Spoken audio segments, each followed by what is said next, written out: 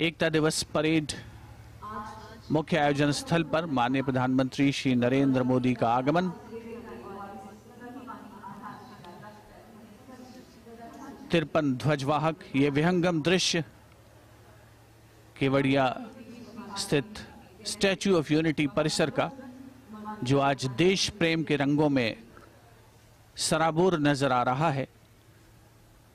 आज यहां न केवल देश प्रेम से ओतप्रोत माहौल है, बल्कि गुजरात की समृद्ध सांस्कृतिक विरासत का भी परिचय होगा लोक नृत्य के माध्यम से, जिसे माननीय प्रधानमंत्री महोदय के समक्ष प्रस्तुत किया जाएगा।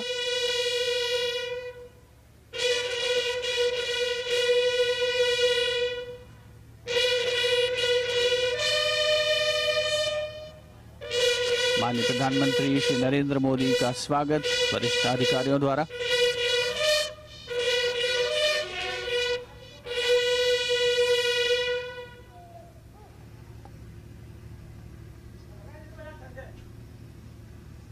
भारत को एकजुट रखने का हमारी मोदी सरकार का एक जज्बा है कि राष्ट्र भारत के स्वप्न को सभी भारतीयों में सीख में सरकार रखने का जिन्होंने जिनका होगा ये हमारे आने प्रधानमंत्री श्री नरेंद्र मोदी जी जो हम आ चुके हैं के साथ एकता दिवस परेड सलामी देंगे जनरल सलामी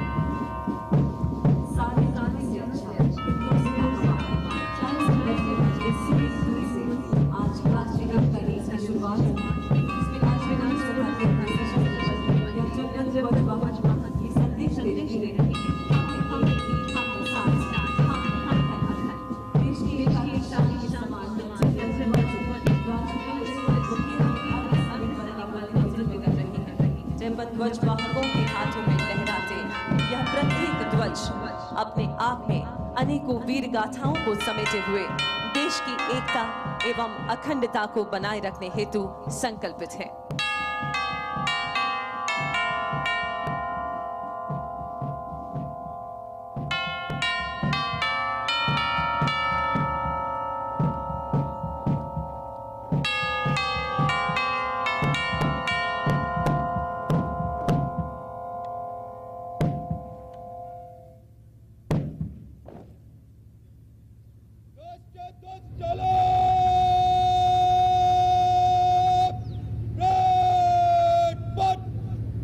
आप सभी से निवेदन है कि राष्ट्रध्वज के आगमन पर राष्ट्रध्वज के सम्मान में अपने स्थान पर खड़े हो जाएं और वर्दीधारी सैल्यूट करें।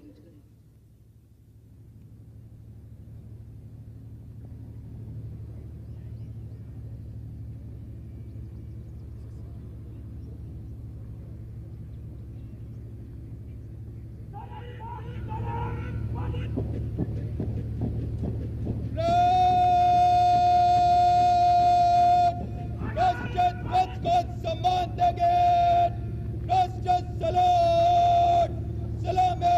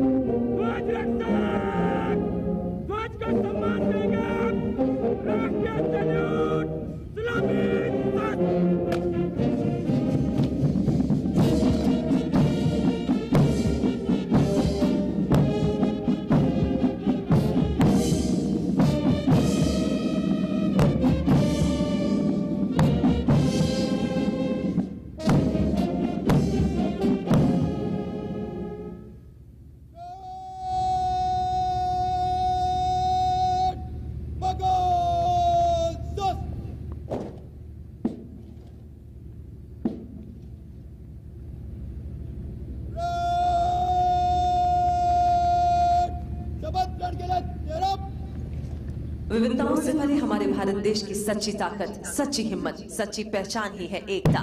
एकता और अखंडता को मजबूत करना ये हमारा कर्तव्य है। इस वचन को चरितार्थ करने का बीड़ा उठाया है माननीय प्रधानमंत्री श्री नरेंद्र मोदी जी ने, और इसलिए एकता के प्रेरक पूज्य सरदार पटेल की जन्म जयंती को राष्ट्रीय एकता दिवस के तौर पर मनाने का निर्धार किया गया है। आज इस राष्ट्रीय एकता दिवस पर माननीय प्रधानमंत्री महोदय से विनम्र निवेदन करते हैं कि वे यहाँ उपस्थित सभी के साथ पूरे भारत देश को एकता की शपथ दिलवाएं। हम सभी अपने स्थान पर खड़े होंगे, दाहिना हाथ आगे करके शपथ ग्रहण करेंगे। मैं सत्य निष्ठा से शपथ लेता हूं कि मैं राष्ट्र की एकता, अखंडता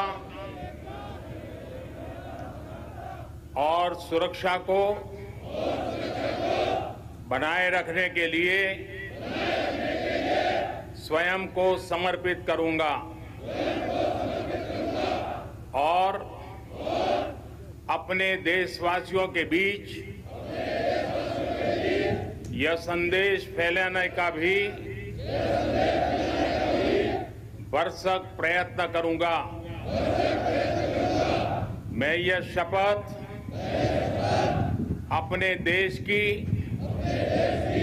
एकता की भावना से ले रहा हूं, जिसे सरदार वल्लभ भाई पटेल की दूरदर्शिता एवं कार्यों द्वारा संभव बनाया जा सके। मैं अपने देश की आंतरिक सुरक्षा सुनिश्चित करने के लिए अपना योगदान करने का भी सत्यनिष्ठा से संकल्प करता हूं।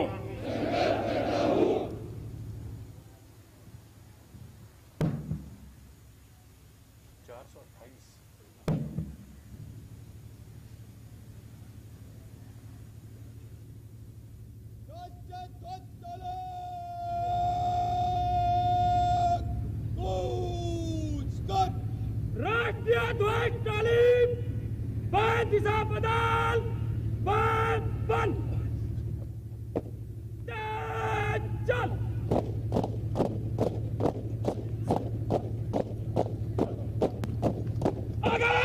राष्ट्रध्वज के गान पर हम सभी अपने स्थान पर खड़े होंगे।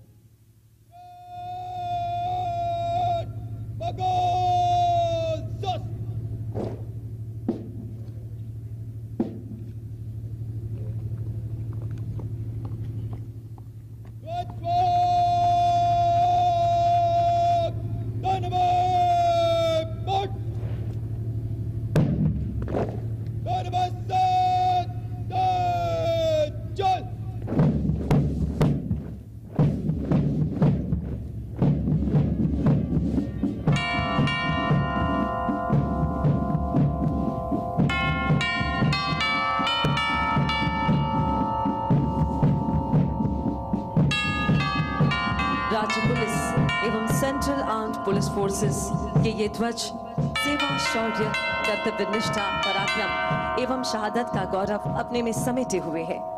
इस वर्ष राज्य पुलिस बल के प्रतिनिधि परेड में शामिल नहीं है, किंतु सरदार पटेल के मंत्र को आत्मसात करते हुए राज्य पुलिस बलों की पूर्ति राज्य पुलिस ध्वज वाहक के रूप में सेंट्रल आर्म्ड पुलिस फोर्सेस के जवान कर रहे हैं, जो उस राज्य के निवासी हैं, जो भारतीय संस्कृति की विविधता में एकता के सार तत्व को मूर्त रूप चरितार्थ कर रही है।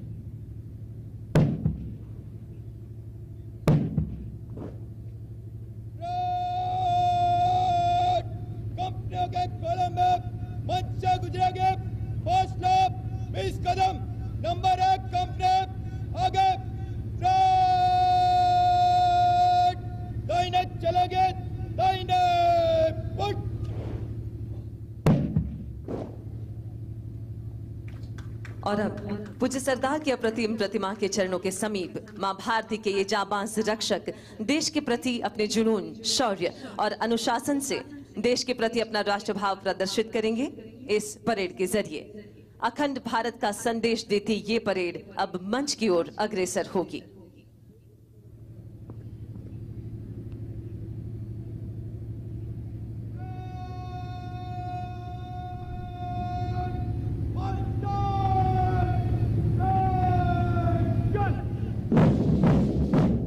राष्ट्रीय एकता परेड की अब हो रही है शुरुआत। वर्तमान वैश्विक परिदृश्य में कोविड-19 ने हमारी जीवन शैली पर व्यापक असर डाला, किंतु यह महामारी हमारे जोश और हौसले को डिगा न सकी और हम सरदार पटेल की दृढ़ इच्छा शक्ति व दूरदर्शिता से प्रेरित होकर सभी राज्यों की पुलिस बलों व केंद्रीय अर्धसैन्य बलों द्वारा शौर्य प्रदर्शन व परेड की संक्षिप्त प्रस्तुति के साथ उपस्थित हैं। कुछ नशा तिरंगे की शान का है, कुछ नशा मातृभूमि की आन का है। हम लहराएंगे हर जगह ये तिरंगा, नशा ये हिंदुस्तान का है। ऐसे ही जोश और राष्ट्र प्रेम की झलक इस परेड के जरिए हम देखेंगे।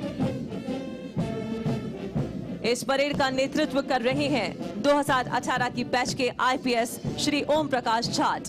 बिट्स पिलानी ग्रेजुएट ओम प्रकाश किसान परिवार से हैं और वर्तमान में श्री जाट गिर सोमनाथ में एएसपी नियुक्त हैं। श्री ओम प्रकाश जाट के नेतृत्व में ये परेड, जिसमें सबसे पहला दस्ता 53 ध्वज वाहकों का 53 राज्य पुलिस व केंद्रीय अर्धसैनिक बल का प्रतिनिधित्व कर रहे हैं, जिसमें शामिल कई ध्वजों को माननीय राष्ट्रपति जी के द्वारा निशान का सम्मान प्राप्त हुआ है, जिसमें से मेजबान गुजरात राज्य के ध्वज को भी 2019 में निशान का सम्मान प्राप्त हुआ है। दूसरे स्थान पर सीआईएसएफ केंद्रीय सशस्त्र बल के रूप में स्वयं को स्थापित कर 350 इकाइयों को सुरक्षा प्रदान कर रहा है, जिसमें देश के संवेदनशील एवं महत्वपूर्ण संस्थान जो कि अंतर्राष्ट्रीय एवं राष्ट्रीय हवाई अड्डे, C port, shipyards, atomic energy, VIP security, heritage monuments तथा सरकार की अन्य पीएस यूनिट शामिल है। और अब आ रहे हैं सीमा सुरक्षा बल के जाबाज, जो कश्मीर की बर्फीली चोटियां, राजस्थान के रेगिस्तान, दिन हो या रात बड़ी ही मुस्तैदी से अपने कर्तव्य का निर्वाह करते हैं और अब तक 1094 वीरता पदक हासिल किए हैं। अब अपने कदमों की धमक से शौर्य और निष्ठा का संदेश देता अग्रसर है सीआरपीएफ का ये दस्ता। इन्हें गर्व है अपने बल के इतिहास पर, जिन्होंने सरदार के एक भारत के सपने को साकार करने में अपनी भूमिका निभाई थी। देश में आंतरिक सुरक्षा की जरूरत में राष्ट्र की पहली पसंद सीआरपीएफ के जाबाज योद्धा है। अगला मार्चिंग दस्ता गुजरात राज्य पुलिस के सीधे भर्ती किए गए पुलिस इंस्पेक्टर्स, जो कि वर्तमान में गुजरात पुलिस अकादमी कराई गांधीनगर में प्रशिक्षण ले रहे हैं। Commandant DYSP Shri PD Vaghela के नेतृत्व में मेजबान राज्य गुजरात अपनी विकासशीलता से विश्व में बनाया है, जिसने अपना एक अलग ही मकाम। वैसे गुजरात राज्य सरकार की नीतियों, आदेशों, निर्देशों का पालन कर कानून और व्यवस्था को बनाए रखने में गुजरात पुलिस, जो कि विनम्रता से यहाँ प्रदर्शित कर रही है अपना आतिथ्य भाव। उसके बाद आप देख सकते हैं गुजरात पुलिस का अश्वदल, जिसका नेतृत्व कर रहे हैं police inspector Shri MS Barot. इस दल में 17 घोड़े शामिल हैं और यह अश्वदल वीवीआईपी सुरक्षा, पायलटिंग, दंगा फसाद, पहाड़ी और ग्रामीण इलाकों में तैनात होते हैं। इस अश्वदल ने राष्ट्रीय और अंतर्राष्ट्रीय घोड़सवारी प्रतियोगिता में कई मेडल्स प्राप्त किए हैं। और अब आज की भव्य परेड की शोभा बढ़ाते हुए शाही अंदाज में हर वर्ष राजपथ पर गणतंत्र दिवस परेड में विशेष आकर्षण का केंद्र रहने वाला सीमा सुरक्षा बल का अनूठा ऊंट दस्ता अपने पूरे साजो श्रृंगार सहित आपके सामने से गुजर रहा है, जिस पर सवार है राजसी शान लिए सीमा सुरक्षा बल के रण बांकुरे, जिनके समतुल्य समूचे विश्व में अन्य कोई नहीं। और अब विविध फोर्सेस के ताकत के समान स्पेशल व्हीकल्स का प्रदर्शन, जिसमें सबसे आगे है आरपीएफ का segue, ASC Shri Bhuvnesh IRPFS के नेतृत्व में। सेगवे एक स्वच्छ, प्रदूषण मुक्त और इको फ्रेंडली दोपहिया इलेक्ट्रिक वाहन है। इससे महत्वपूर्ण रेलवे स्टेशन की प्रभावी निगरानी में वृद्धि हुई है और रिस्पांस टाइम कम हुआ है, जिससे आरपीएफ की दक्षता व उत्पादकता में कई गुना वृद्धि हुई है। और अब आपके सामने आईटीबीपी का ऑल टेरेन व्हीकल, भारत तिब्बत सीमा पुलिस का ऑल टेरेन व्हीकल, जो कि लद्दाख, सिक्किम एवं अरुणाचल प्रदेश के एक्सट्रीम हाई एल्टीट्यूड वाले दुर्गम एवं कठिन क्षेत्र में जवानों द्वारा सीमा पर निगरानी रखने के लिए पेट्रोलिंग के दौरान प्रयोग किया जाता है। इस विशेष वाहन के होने से जवान न केवल शीघ्र बल्कि सुरक्षित रहकर सीमा पर निगरानी रखने की जिम्मेदारी का निर्वहन करते हैं। और अब आ रहे हैं एनडीआरएफ। चाहे कैसी भी भयंकर आपदा हो, एनडीआरएफ की उपस्थिति मात्र राहत और विश्वास का संदेश देती है। एनडीआरएफ का सबसे पहला व्हीकल है MFR vehicle, medical first responder, बचाव टीम तथा फर्स्ट एड के आवश्यक संसाधनों व उपकरणों के अतिरिक्त कोविड-19 के बचाव हेतु पीपीई एवं सभी सामग्रियों से सुसज्जित है एमएफआर। उसके बाद है एफडब्ल्यूआर रिस्पॉन्स व्हीकल, जो है फ्लड वाटर रेस्क्यू व्हीकल, बाढ़ बचाव दल एवं विभिन्न अत्याधुनिक विशेषीकृत उपकरणों, inflatable rubber boat, outboard motor, sonar system, under water victim locating camera, deep diver से सुसज्जित, साथ ही साथ घरेलू सामग्रियों से बने इक्विपमेंट्स का ये है प्रदर्शन उप कमांडेंट श्री ए.के. चौबे के नेतृत्व में। अगला वाहन बीएसएफ का mine protected vehicle MPV, deputy commandant Hitesh Chandra की कमान में। उग्रवाद एवं नक्सलवाद प्रभावित इलाकों में एमपीवी कारगर है। 11 टन वजनी यह वाहन अपने वी आकार की विशेष बनावट की वजह से एंटी पर्सनल तथा एंटी टैंक माइंस के साथ 42 किलोग्राम की आईईडी से भी समग्र सुरक्षा प्रदान करता है। और अब अगला वाहन एनएसजी का शेरपा, ब्लैक कैट कमांडो की हाउस इंटरवेंशन टीम के दस्ते के साथ मेजर सोलास वेन के नेतृत्व में। शेरपा एक हल्का 4x4 बख्तरबंद वाहन है, जो हर सतह जैसे रेत, पत्थर, कीचड़ आदि इलाकों में 6 कमांडोज को उनके पेलोड के साथ ले जाने की क्षमता रखता है।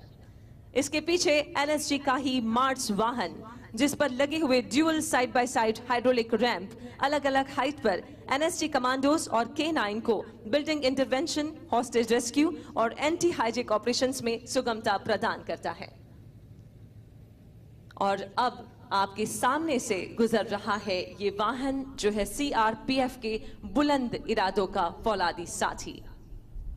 एनएसजी की मार्च के बाद critical situation response vehicle CRPF से, जिसका नेतृत्व 7 बार पुलिस वीरता पदक से सम्मानित सहायक कमांडेंट नरेश कुमार एवं प्रवीण नौटियाल कर रहे हैं। अत्याधुनिक उपकरणों से लैस यह बख्तरबंद critical situation response vehicle CSRV Kashmir में किसी भी चुनौती से निपटने में सक्षम है। इसमें लगा thermal imaging camera, drone system, उपद्रवी भीड़ पर काबू पाने के लिए multi barrel launcher, LRAD, PTZ cameras तक हर जरूरत का उपकरण इस वाहन में उपलब्ध है। और ये है गुजरात पुलिस का BDDS व्हीकल। इस वाहन का उपयोग बॉम्ब डिस्पोजल ऑपरेशन के लिए किया जाता है तथा यह इंटरनेट सर्विलेंस सिस्टम और फ्लड लाइट्स लेस है। इस व्हीकल में सर्च इक्विपमेंट, सेफ्टी इक्विपमेंट और डिस्पोजेबल इक्विपमेंट है। बॉम्ब ऑपरेशन के दौरान सीनियर ऑफिसर्स अपने मोबाइल और ऑफिस में टीवी पर लाइव ऑपरेशन दुनिया में कहीं से भी देख सकते हैं। इस तरह का व्हीकल भारत में सर्वप्रथम गुजरात राज्य में अहमदाबाद शहर पुलिस BDDS स्क्वाड के पास है।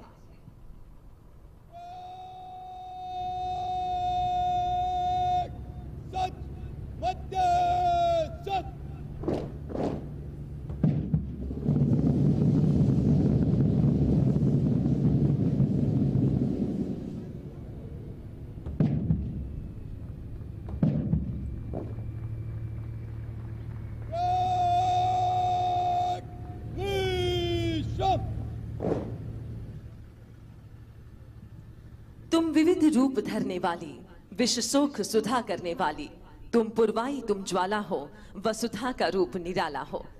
नारी शक्ति के इन विभिन्न रूपों में से पराक्रम को प्रदर्शित करने के लिए सीआरपीएफ की वुमेन वॉरियर्स प्रस्तुत कर रही हैं राइफल ड्रिल। हम सब के लिए यह गर्व की बात है कि सीआरपीएफ की 6 महिला बटालियन की वुमेन वॉरियर्स पूरे देश में पुरुषों के साथ कंधे से कंधा मिलाकर देश की सेवा कर रही है। आपको यह जानकर अत्यंत हर्ष होगा कि वीरता के लिए अनेक पुरस्कार प्राप्त करने के अलावा सीआरपीएफ की इन विमेन वॉरियर्स के पास यूनाइटेड नेशंस पीसकीपिंग मिशन में जाने वाले विश्व के प्रथम ऑल वुमेन कंटिजेंट होने का भी गौरव प्राप्त है। अपने शौर्य, अनुशासन, संतुलन और तालमेल को एक सूत्र में पिरोकर आपके सामने सीआरपीएफ वुमेन वॉरियर्स का राइफल ड्रिल प्रदर्शन।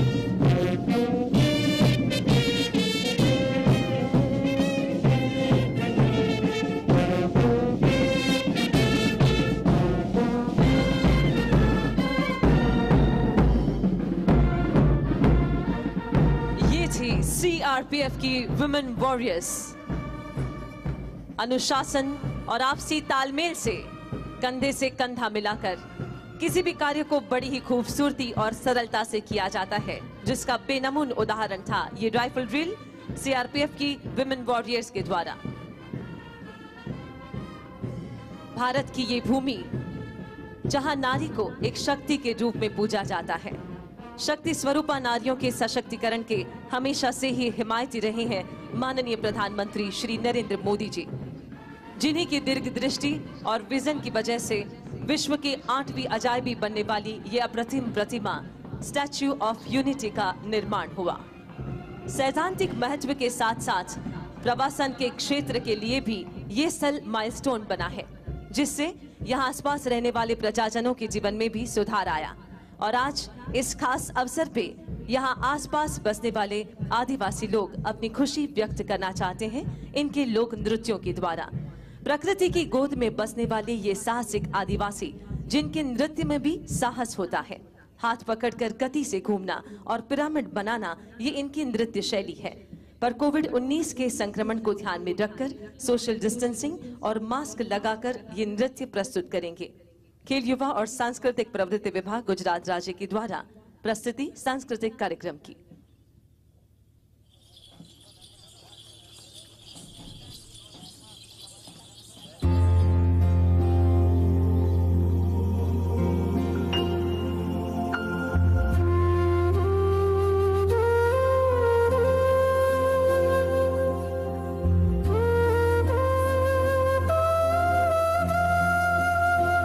राठवा नृत्य, मेवासी नृत्य, डांगी नृत्य, साग बारा का होली नृत्य और दाहोद के होली नृत्य की प्रस्तुति यहाँ से इन आदिवासी कलाकारों के द्वारा उनके त्योहारों में और ज्यादातर लोक उत्सवों में उनकी खुशी व्यक्त कर रही है लोक नृत्य के द्वारा।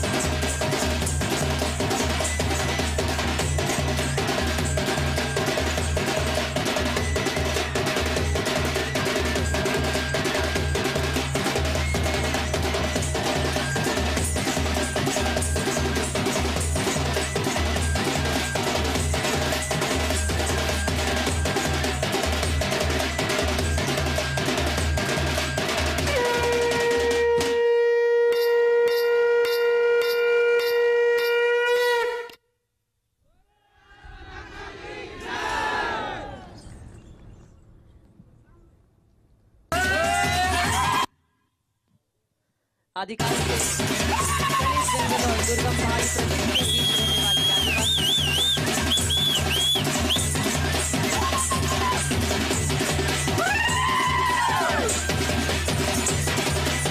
आज इस राष्ट्रीय एकता दिवस पर आसपास रहने वाले आदिवासी लोगों ने अपनी खुशी प्रकट की।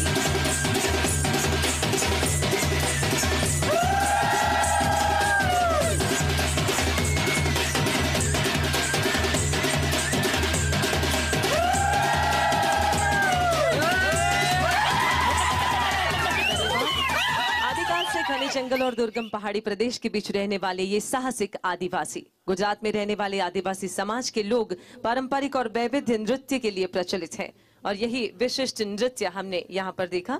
मास्क पहनकर और एक दूसरे को स्पर्श किए बिना ये आदिवासी नृत्यों की प्रस्तुति अत्यंत सराहनीय थी। आज राष्ट्रीय एकता दिवस। सरदार वल्लभ भाई पटेल एक ऐसा अकिंचन व्यक्तित्व, पूरी दुनिया के यही एकमात्र ऐसे उप प्रधानमंत्री थे जिनकी मृत्यु पर उनकी जमा राशि थी सिर्फ 263 रुपए, जिसने अपना सारा जीवन राष्ट्र के लिए न्यौछावर कर दिया। वे लौह पुरुष भी इसलिए कहलाए क्योंकि उनकी कर्तव्य निष्ठा, उनका शिस्त, उनका अनुशासन भी लोहे की तरह सख्त था। इस प्रतिमा के आधार स्तंभ में भले ही लोहा हो, पर हमारे सरदार की प्रतिभा के आधार स्तंभ थे सादगी, त्याग, निस्वार्थ वृत्ति और चारित्र्य। ऐसे कर्मयोगी राजपुरुष को हम देख तो नहीं पाए, लेकिन आज इन्हीं की प्रतिमा के सन्मुख हैं। तब आइए उन्हीं की वाणी सुनकर उनकी साक्षात उपस्थिति को महसूस करते हैं।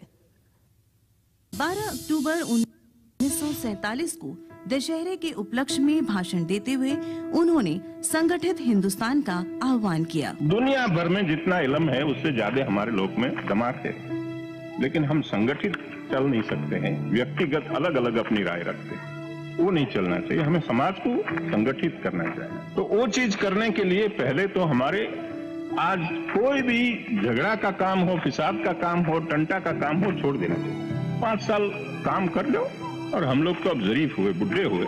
हमारा काम तो एक गुलामी में से छोड़ाना था, वो तो पूरा हो गया। लेकिन उठाने के लिए नौजवान तैयार न हो तो फिर बहुत मुश्किल हो जाए। तो ये नहीं है कि हमारे नौजवानों में दिमाग नहीं है, दिमाग तो बहुत है, तेज है, ज्यादा तेज हो गया, उससी मुसीबत होती है। जितना हो जाती है तेज, इससे ज्यादा हो जाती है। तो हर चीज में हम एक प्रकार की सबकी गलती निकालने का हमारा दिमाग आगे चलता है। तो एक क्रिटिकल दृष्टि हमने बनाई है कि हर चीज की चेष्टा करनी, टीका करनी, टिप्पण करना है उसके पर, लेकिन हमें प्रैक्टिकल चीज, कोई व्यवहारू चीज करनी हो तो फिर किताब देखते हैं, किताब में क्या लिखा है, उससे काम नहीं होता। तो हाथ पर चलाने की बात है। तो जो व्यापारी लोग, जो धनिक लोग है, उनके साथ हमें ये जो इनके पास इल्म है वो इल्म भी हमें लेना पड़ेगा और उनका साथ लेना पड़ेगा कि तुम आओ भाई, मुल्क तुम्हारा है और मुल्क में आज तो बहुत मैदान पड़ा है, उसमें जितना काम आप करो, परदेशियों के समय में करते थे, इससे ज्यादा करने का मौका आपको मिलेगा। वो हमसे डरते हैं, हमारा उसको भरोसा नहीं है, हम उनका भरोसा नहीं करते। इस तरह से काम नहीं चलेगा। उनका एक दूसरे का विश्वास पैदा करना चाहिए, तब काम चल सकता है। तो मजदूर का धनिकों के साथ झगड़ा और ये जो और लोग हैं वो आपस में झगड़ा करे, प्रांत प्रांत का झगड़ा, कि हम इस तरह से आपस में सब झगड़ा करता रहे।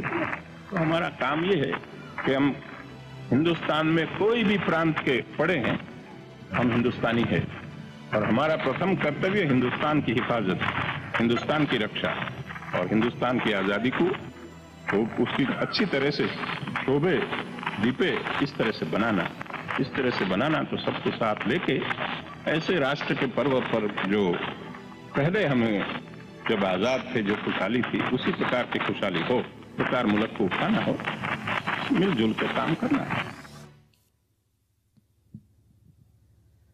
बिखरे फूलों को मिलाकर जिसने बनाया ये चमन, वैसे सरदार को आज शत शत नमन। धरती से लेकर आसमां तक भारत ने अपने लिए न एक नया इतिहास रचा है, बल्कि भविष्य के लिए राष्ट्र एकता की प्रेरणा का गगनचुंबी आधार भी तैयार किया है, जो है स्टैच्यू ऑफ यूनिटी। हमारे सरदार को एक सच्ची श्रद्धांजलि।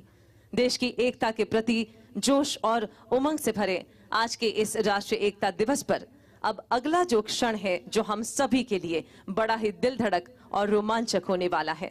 आज जहां हमने इस एकता परेड के जरिए हमारे देश की सीमा सुरक्षा और आंतरिक सुरक्षा देने वाले जाबाजों की निष्ठा और ताकत देखी, तो साथ ही में हिंदुस्तान के इस खुले आसमान में हमारी सुरक्षा निश्चित करने के लिए पहरा दे रहे भारतीय वायुसेना के फाइटर एयरक्राफ्ट कुछ ही क्षणों में यहां से गुजरेंगे और हमें भारतीय वायुसेना की ताकत का परिचय देंगे।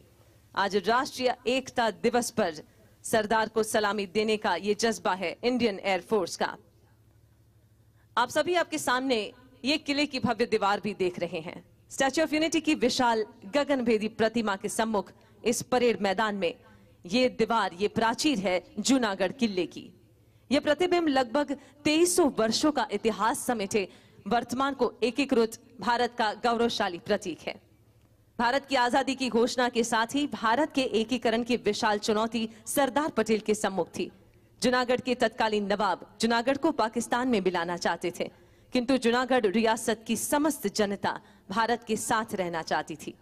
सरदार पटेल की दृढ़ इच्छा शक्ति व कूटनीति के परिणाम स्वरूप राजनैतिक अड़चनों के बावजूद 20 फरवरी 1948 को जूनागढ़ भारत का अभिन्न अंग बन गया। जनता की भावनाओं का सम्मान करते हुए तमाम चुनौतियों के बावजूद भी जूनागढ़ का भारत में विलय करके सरदार पटेल ने भौगोलिक एकीकरण के साथ साथ भावनात्मक एकता का भी बीज बोया। जूनागढ़ किला हमें सांस्कृतिक विविधता व भौगोलिक विषमता के बावजूद एक सूत्र भारतीयता में बंधे रहने को प्रेरित करता है, साथ ही सरदार पटेल के सशक्त भारत की याद दिलाता है। आइए जोरदार तालियों के साथ हम हमारी श्रद्धा, हमारा प्यार उन तक पहुंचाते हैं। और अब कुछ ही क्षणों में स्टैच्यू ऑफ यूनिटी, जिसे सलामी देने के लिए इंडियन एयरफोर्स के जैगवार फाइटर एयरक्राफ्ट 3 एयरक्राफ्ट यहां से गुजरेंगे। जैगवार फाइटर एयरक्राफ्ट का होगा फ्लाई पास्ट। हमारे देश की ओर हम सबके गौरव के समान समग्र विश्व में सबसे ऊंची ये प्रतिभा और विश्व की सबसे ऊंची ये बेनमून प्रतिमा, जिसे सलामी देगा इंडियन एयरफोर्स का जैगवार एयरक्राफ्ट। ये 3 एयरक्राफ्ट जो जामनगर एयर स्टेशन से उड़ान भर चुके हैं। 600 किलोमीटर का ये जो अंतर है वो सिर्फ 40 मिनट में वो तय करके कुछ ही क्षणों में यहाँ पर इस आसमान में होंगे। ये जैगवार लड़ाकू विमान है जो स्ट्राइकर प्लेन्स हैं, जो कहीं पर भी दुश्मनों के विस्तार में 1400 किलोमीटर तक अंदर जाकर स्ट्राइक करने के लिए भी कैपेबल है। आप स्टैच्यू की ओर देख सकते हैं, ये जैगवार फाइटर एयरक्राफ्ट के साथ जिन्होंने आज राष्ट्रीय एकता दिवस पर सलामी दी हमारे सरदार को। जोरदार तालियों से हम सभी हमारी वायुसेना का, इंडियन एयरफोर्स का अभिवादन करें। बहुत बहुत धन्यवाद। भारत देश के अनमोल इतिहास का गौरव जिनके दिल में है, भारत देश के अमूल्य वर्तमान का श्रेष्ठ नेतृत्व जिनके हाथों में है और भारत देश के सुनहरे भविष्य की सही दिशाएं जिनके जहन में है, भारत की काया पलट करने वाले ये राजपुरुष सरदार के विचारों और सिद्धांतों को आत्मसात कर देश के प्रति सदैव समर्पित हमारे राष्ट्र रत्न, हमारे माननीय प्रधानमंत्री श्री नरेंद्र मोदी जी। आइए तालियों के गर्जन के साथ इनका स्वागत करते हैं आज राष्ट्रजोग संबोधन के लिए।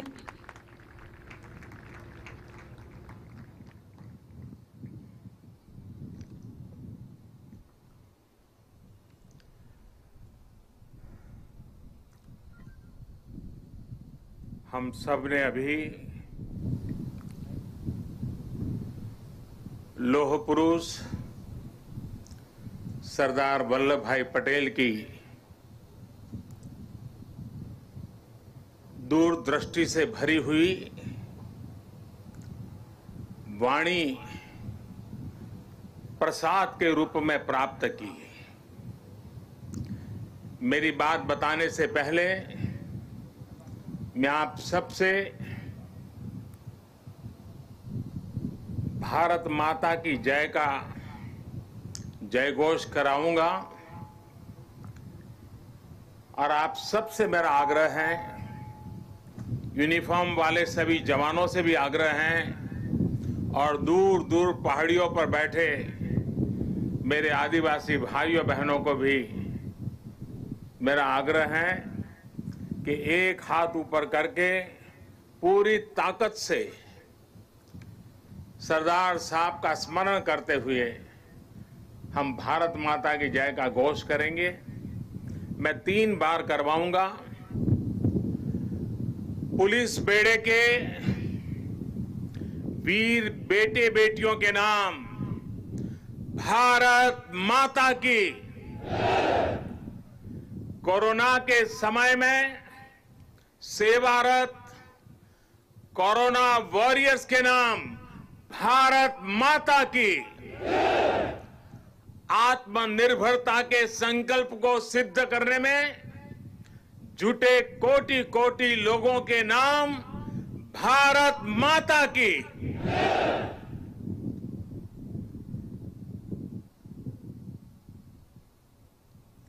मैं कहूंगा सरदार पटेल, आप लोग 2 बार बोलेंगे, अमर रहे, अमर रहे। सरदार पटेल,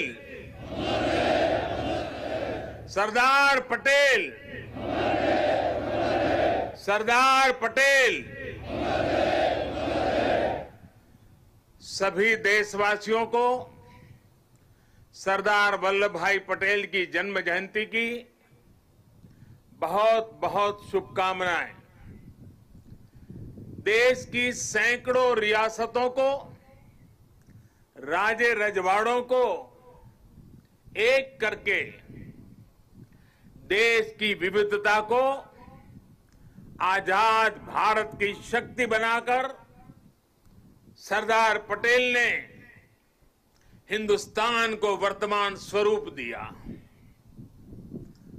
2014 में हम सभी ने उनके जन्मदिन को भारत की एकता के पर्व के रूप में मनाने की शुरुआत की थी।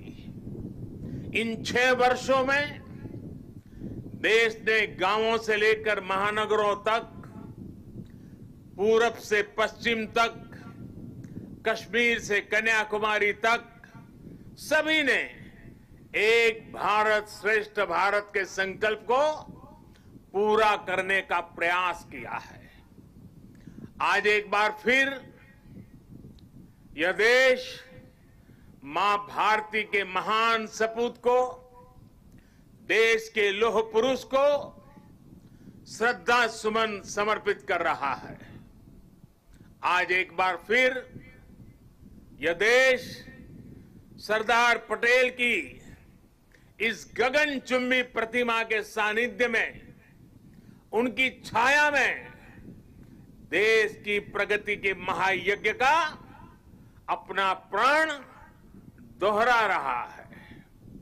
साथियों, मैं कल दोपहर ही केवड़िया पहुंच गया था और केवड़िया पहुंचने के बाद कल से लेकर अब तक यहां केवड़िया में जंगल सफारी पार्क, एकता मॉल, चिल्ड्रन न्यूट्रिशन पार्क, आरोग्य वन जैसे अनेक नए स्थलों का लोकार्पण हुआ है। बहुत ही कम समय में सरदार सरोवर डैम के साथ जुड़ा हुआ ये भव्य निर्माण एक भारत श्रेष्ठ भारत की भावना का, नए भारत की प्रगति का तीर्थ स्थल बन गया है। आने वाले समय में मां नर्मदा के तट पर भारत ही नहीं, पूरी दुनिया के टूरिज्म मैप पर ये स्थान अपनी जगह बनाने वाला है, छाने जा रहा है। आज सरदार सरोवर से साबरमती रिवर फ्रंट तक सी प्लेन सेवा का भी शुभारंभ होने जा रहा है।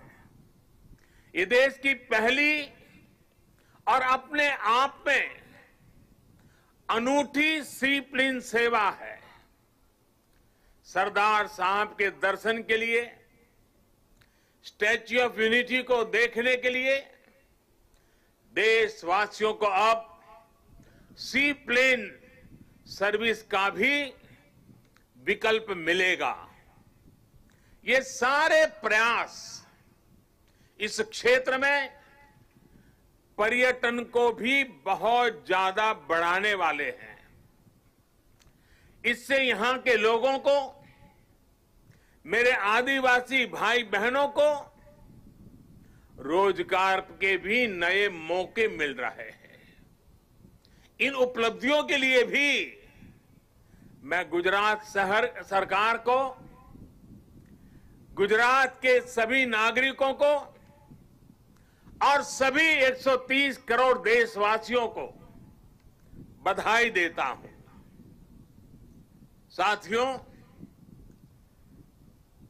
कल जब मैं सारे क्षेत्रों पे पूरे दिन जा रहा था और वहां गाइड के रूप में यहीं आसपास के गांव की हमारी बेटियां जिस कॉन्फिडेंस के साथ, जिस गहराई के साथ, सभी सवालों के जानकारी के साथ, त्वरित उत्तरों के साथ मुझे गाइड कर रही थी, मैं सच में बताता हूं, मेरा मस्तक ऊंचा हो गया।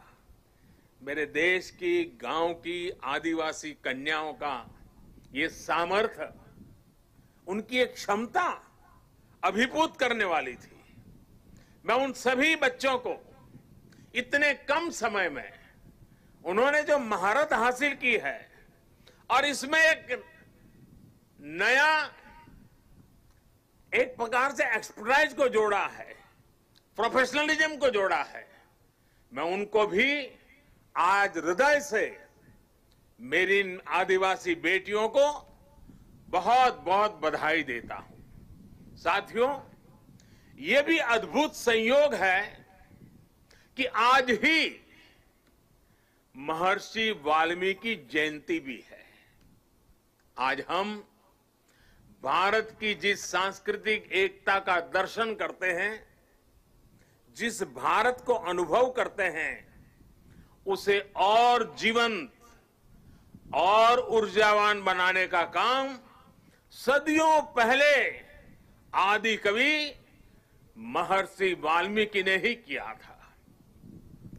भगवान राम के आदर्श, राम के संस्कार अगर आज भारत के कोने कोने में हमें एक दूसरे से जोड़ रहे हैं, तो इसका बहुत बड़ा श्रेय भी महर्षि वाल्मीकि जी को ही जाता है। राष्ट्र को, मातृभूमि को सबसे बढ़कर मानने का महर्षि वाल्मीकि का जो उद्घोष था, जननी जन्म भूमिश्च स्वर्गादपि गरीयसी, ये जो मंत्र था, वही आज राष्ट्र प्रथम, इंडिया फर्स्ट का उस संकल्प का मजबूत आधार है। मैं सभी देशवासियों को महर्षि वाल्मीकि जयंती के भी हृदय से हार्दिक शुभकामनाएं देता हूं। साथियों, तमिल भाषा के महाकवि और स्वतंत्र सेनानी सुब्रमण्यम भारती ने लिखा था, मन्नुम इमयमले अंगल मलइये मालिल मिदुदु पोल परिदु इल्लेये इन्नरू नीर गंगे आरेंगेल आरे इंगिथन मानबीर एदिरेदु वेरे पन्नरूम उपनिट नुल्लेंगल नुले पार मिसे एधोरु नुल इधु बोले पोन नोलिर भारत नांडेगल नाडे पोट रुवोम इंगते एमक्की कल्लेड़े सुब्रमण्यम भारती जी की जो कविता है, उसका भावार्थ हिंदी में जो मिलता है, दूर सुदूर क्षेत्रों के बारे में जो वर्णन है, वो भी इतना ही प्रेरक है। सुब्रमण्यम भारती जी ने जिस भाव को प्रकट किया है, दुनिया की सबसे पुरातन भाषा तमिल भाषा में किया है, और क्या अद्भुत मां भारती का वर्णन किया है।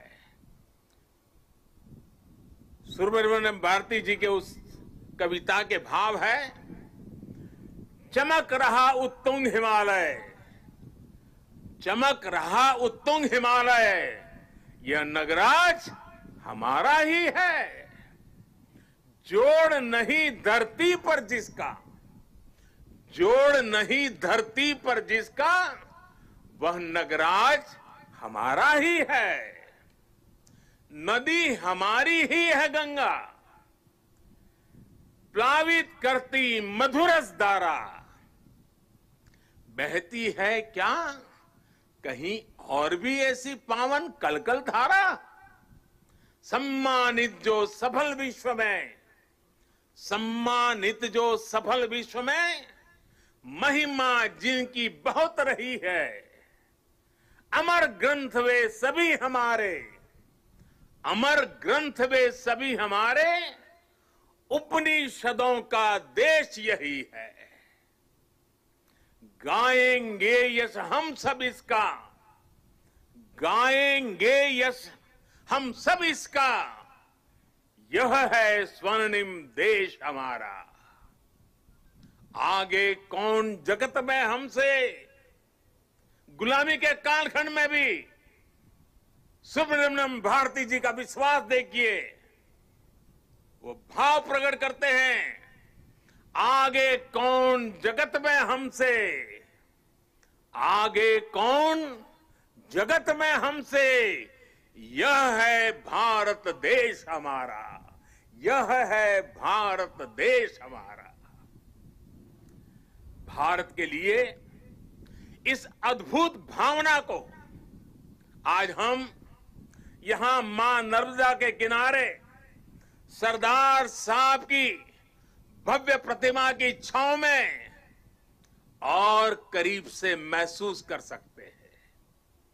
भारत की यही ताकत हमें हर आपदा से, हर विपत्ति से लड़ना सिखाती है और जीतना भी सिखाती है।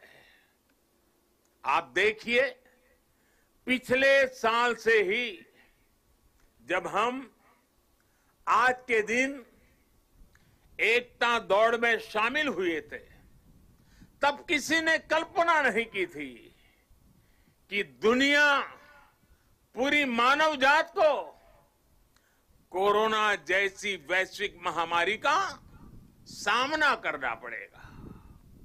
ये आपदा अचानक आई, इसने पूरे विश्व में मानव जीवन को प्रभावित किया है, हमारी गति को प्रभावित किया है। लेकिन इस महामारी के सामने देश ने, 130 करोड़ देशवासियों ने जिस तरह अपने सामूहिक सामर्थ्य को, अपनी सामूहिक इच्छा शक्ति को साबित किया है, वह अभूतपूर्व है। इतिहास में उसकी कोई मिसाल नहीं है। कोरोना वॉरियर्स के सम्मान में 130 करोड़ देशवासियों ने एक होकर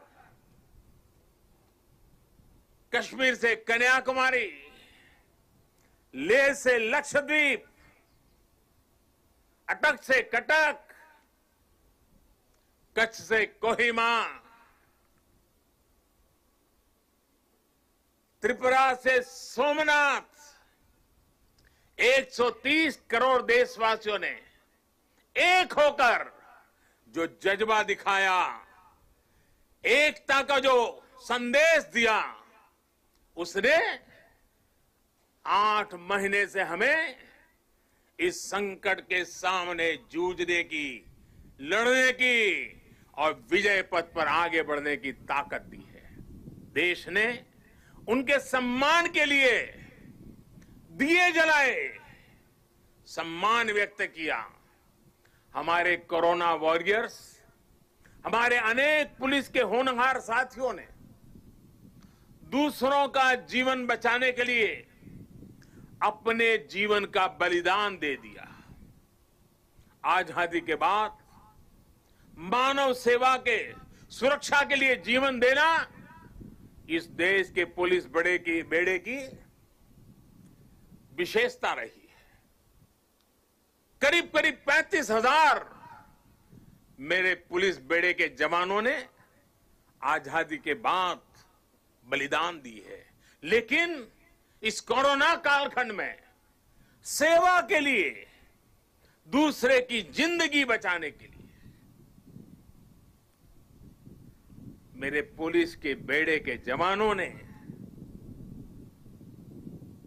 कईयों ने सेवा करते करते खुद को ही समर्पित कर दिया। इतिहास कभी इस स्वर्णिम पल को कभी भुला नहीं सकेगा और पुलिस बेड़े के जवानों को ही नहीं, 130 करोड़ देशवासियों को पुलिस बेड़े के वीरों के एक समर्पण भाव को हमेशा नतमस्तक होने के लिए प्रेरित करेगा। साथियों, ये देश की एकता की ही ताकत थी कि जिस महामारी ने दुनिया के बड़े बड़े देशों को मजबूर कर दिया, भारत ने उसका मजबूती से मुकाबला किया है। आज देश कोरोना से उभर भी रहा है और एकजुट होकर आगे भी बढ़ रहा है।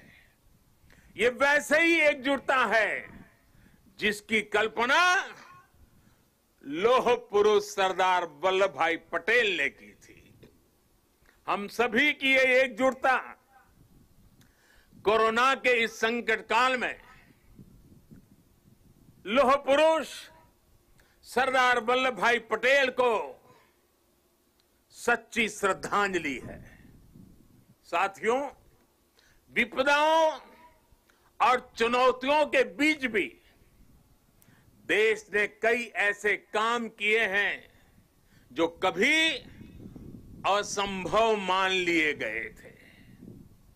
इसी मुश्किल समय में धारा 370 हटने के बाद, आर्टिकल 370 हटने के बाद कश्मीर ने समावेश का 1 साल पूरा किया।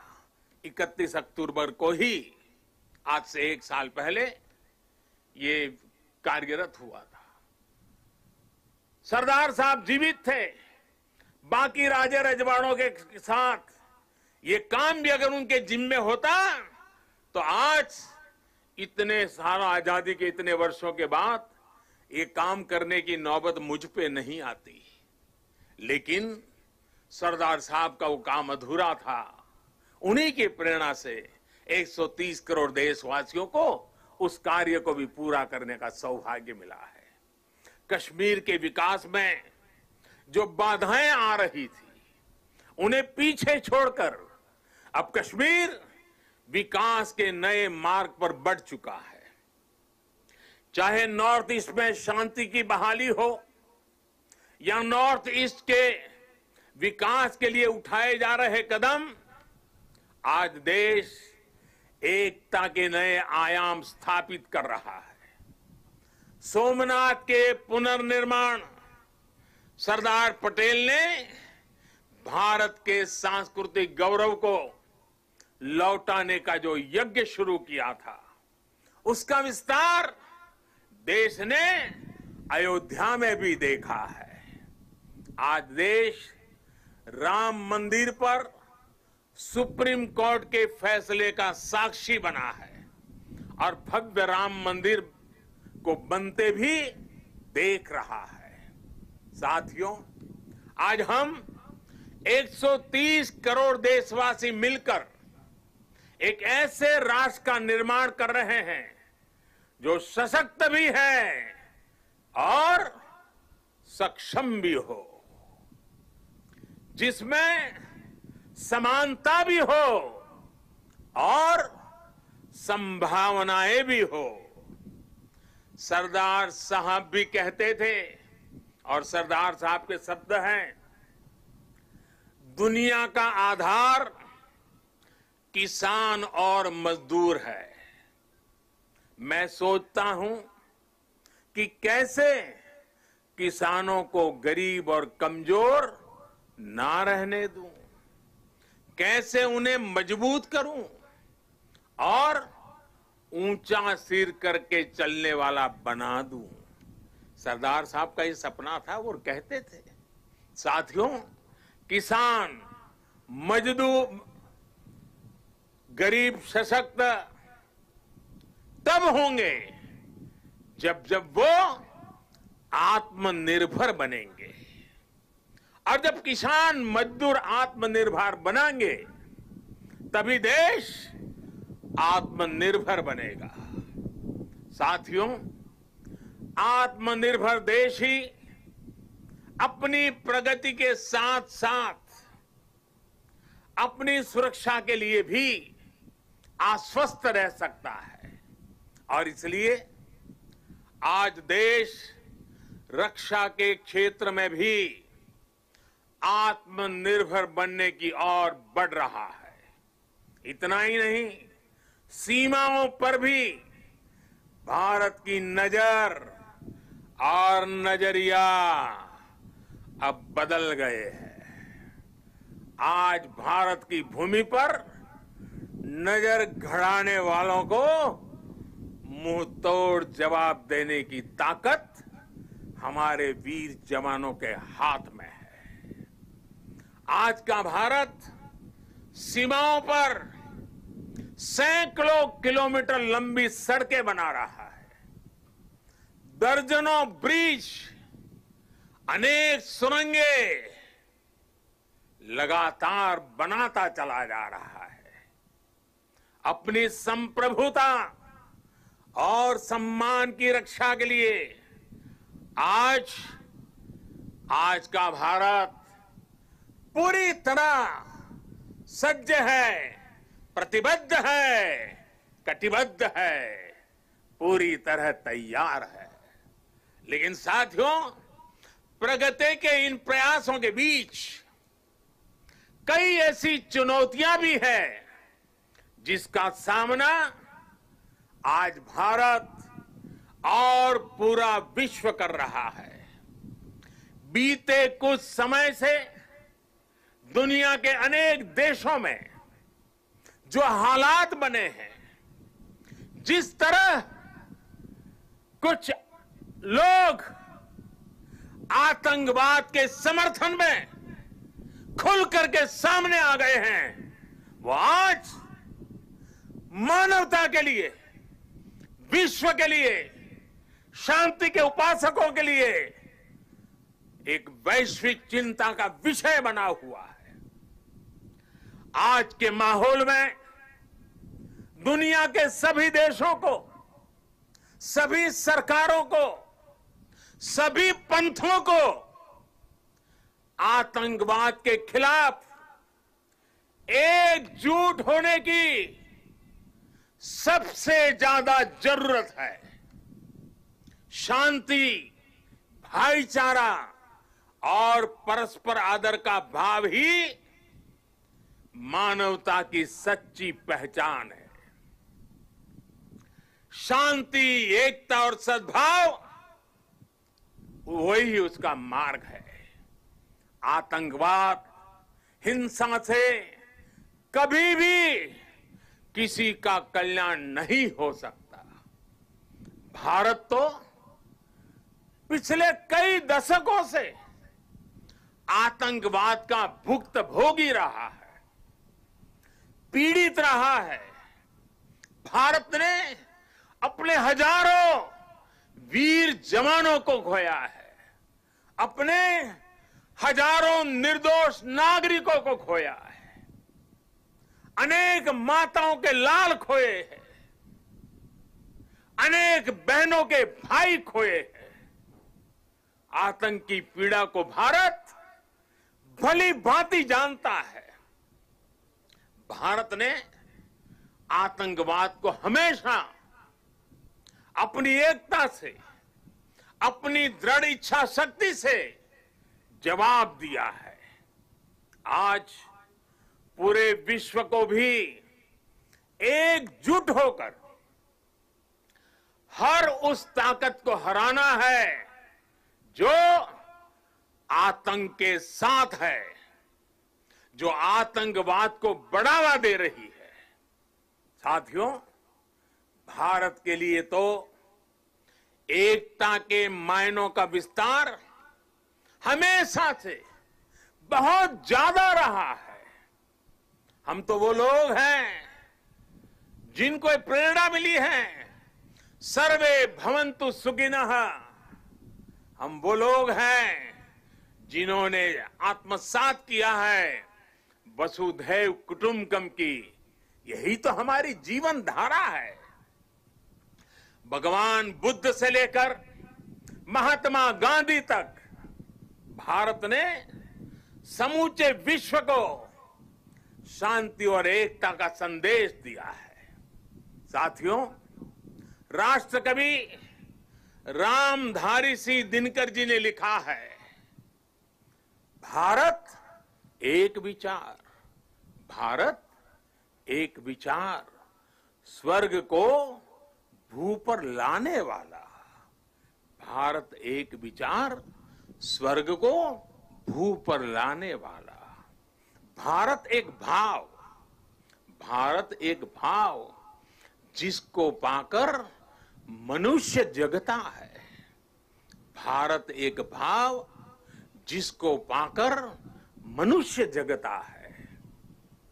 हमारी ये राष्ट्र हमारे विचारों से, हमारी भावनाओं से, हमारी चेतनाओं से, हमारे प्रयासों से हम सबसे मिलकर ही बनता है।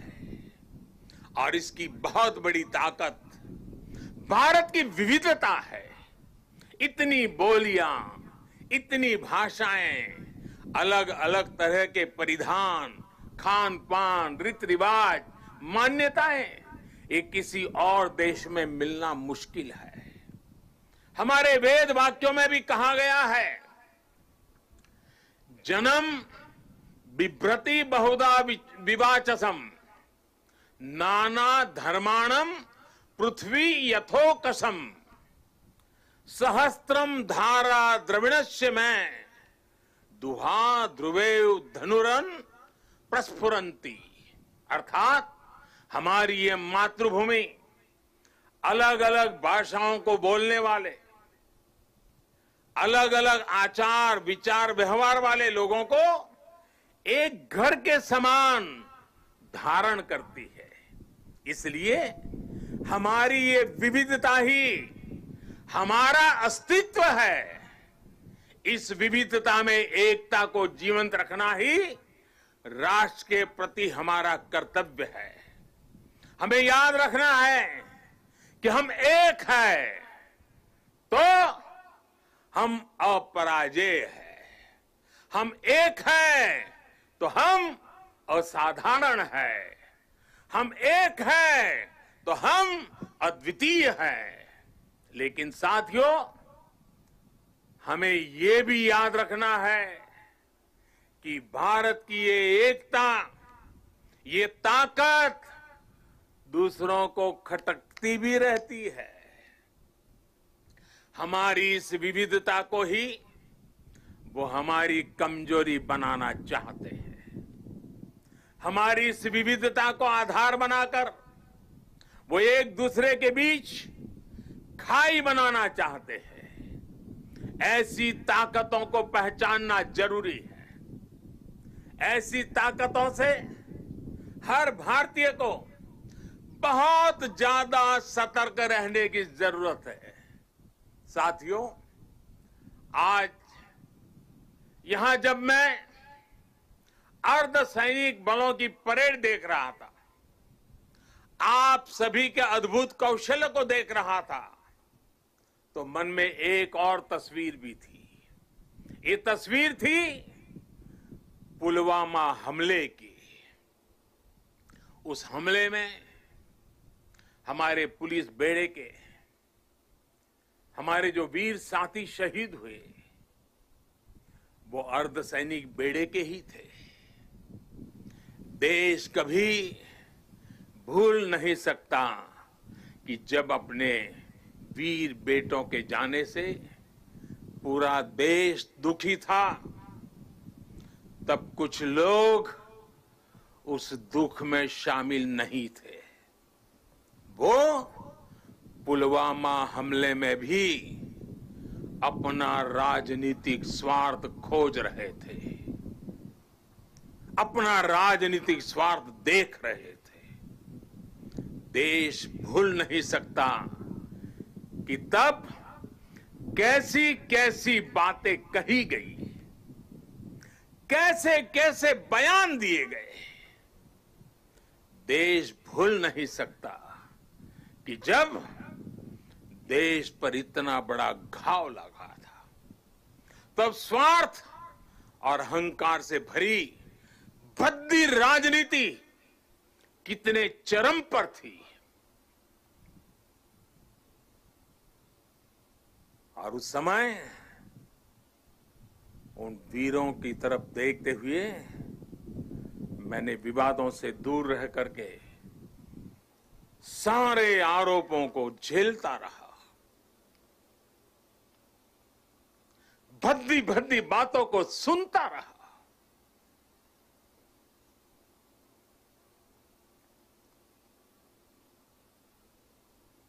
मेरे दिल पर वीर शहीदों का गहरा घाव था, लेकिन पिछले दिनों पड़ोसी देश से जो खबरें आई है, जिस प्रकार वहां की संसद में सत्य स्वीकारा गया है, उसने इन लोगों के असली चेहरों को देश के सामने ला दिया है। अपने निहित स्वार्थ के लिए, राजनीतिक स्वार्थ के लिए ये लोग किस हद तक जा सकते हैं। पुलवामा हमले के बाद की गई राजनीति इसका बहुत बड़ा उदाहरण है। मैं ऐसे राजनीतिक दलों से, ऐसे लोगों से आग्रह करूंगा, और आज के समय में जरा विशेष आग्रह करूंगा, और सरदार साहब के प्रति अगर आपकी श्रद्धा है तो इस महापुरुष की इस विराट प्रतिमा के सामने से आपको आग्रह करूंगा कि देश हित में, देश की सुरक्षा के हित में, हमारे सुरक्षा बलों के मनोबल के लिए कृपा करके ऐसी राजनीति न करें, ऐसी चीजों से बचें। अपने स्वार्थ के लिए जाने अनजाने आप देश विरोधी ताकतों की उनके हाथों में खेलकर, उनका मोहरा बनकर न आप देश का हित कर पाएंगे और न ही अपने दल का। साथियों, हमें ये हमेशा याद रखना है कि हम सभी के लिए अगर सर्वोच्च कोई बात है तो वो है सर्वोच्च हित, देश हित। सर्वोच्च हित, देश हित। जब हम सबका हित सोचेंगे तभी हमारी भी प्रगति होगी, तभी हमारी भी उन्नति होगी। भाइयों और बहनों, आज अवसर है कि इस विराट भव्य व्यक्तित्व के चरणों में हम उसी भारत के निर्माण का संकल्प दोहराएं जिसका सपना सरदार वल्लभ भाई पटेल ने देखा था। एक ऐसा भारत जो सशक्त होगा, समृद्ध होगा और आत्मनिर्भर होगा। आइए इस पावन अवसर पर हम फिर से राष्ट्र के प्रति अपने समर्पण को दोहराएं। आइए सरदार पटेल के चरणों में नतमस्तक होकर हम ये प्रतिज्ञा लें कि देश का गौरव और मान बढ़ाएंगे, इस देश को नई ऊंचाइयों पर ले जाएंगे। इसी संकल्प के साथ सभी देशवासियों को एकता पर्व की एक बार फिर से बहुत बहुत शुभकामनाएं देता हूं। आदरपूर्वक सरदार साहब को नमन करते हुए, श्रद्धापूर्वक सरदार साहब को श्रद्धांजलि देते हुए मैं देशवासियों को वाल्मीकि जयंती की शुभकामनाएं, सरदार साहब की जयंती की शुभकामनाओं के साथ मेरी वाणी को विराम देता हूं। बहुत बहुत धन्यवाद। बहुत बहुत धन्यवाद माननीय प्रधानमंत्री श्री, आपका तहे दिल से आभार प्रकट करते हैं।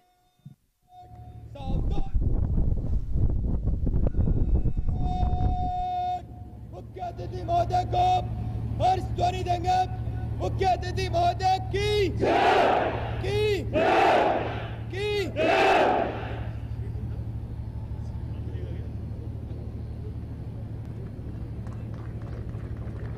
सदैव आभार प्रकट करते हुए माननीय प्रधानमंत्री महोदय का आज इस राष्ट्रीय एकता दिवस पर आपकी उपस्थिति मात्र सबके दिलों में एकता और राष्ट्र के प्रति अपनी निष्ठा को जागरूक करने के लिए बहुत बहुत धन्यवाद।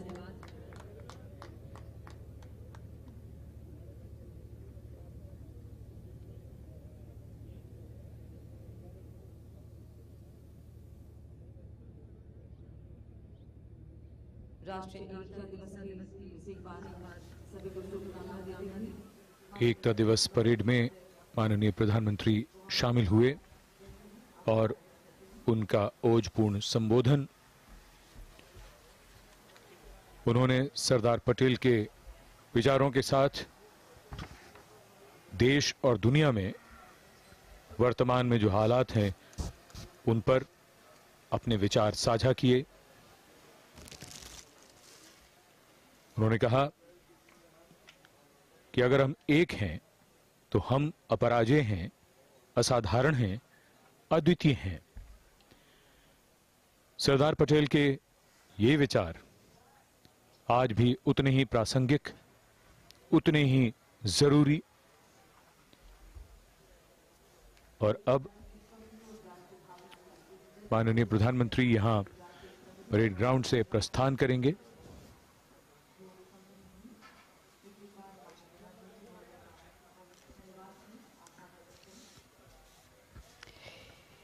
In our faith, we follow in someone's steps. In our faith, we leave footprints to guide others. This is the principle of discipleship.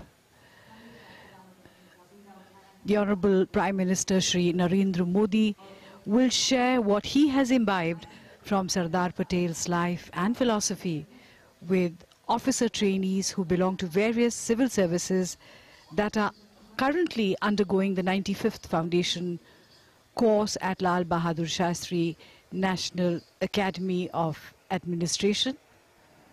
As he departs from the parade ground,